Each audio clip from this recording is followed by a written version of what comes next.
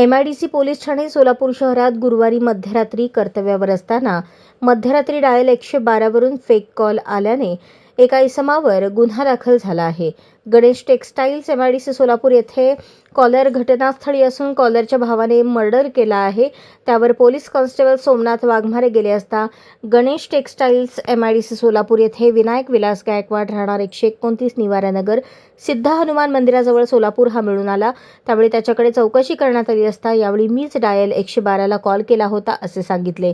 त्यानुसार त्याच्याकडे घटनेबाबत विचारणा केली असता तसेच त्याच्या नातेवाईकांकडे चौकशी केली असता कोणतीही घटना घडली नसल्याचे सांगण्यात आले.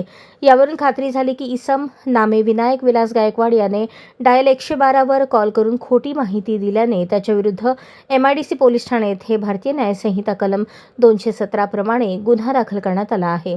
पोलीस दलाच्या वतीने आवाहन करण्यात येते की कोणीही डायल 112 अथवा इतर कोणत्याही माध्यमातून खोटे कॉल करू नयेत, अन्यथा संबंधितांवर कारवाई करण्यात येऊन संबंधितास 1 वर्षाचा कारावास किंवा 10,000 रुपये द्रव्यदंड अशी शिक्षा होऊ शकते, अशी माहिती प्रमोद वाघमारे, वरिष्ठ पोलीस निरीक्षक MIDC पोलीस ठाणे सोलापूर शहर यांनी प्रसिद्धी पत्रकाद्वारे दिली आहे.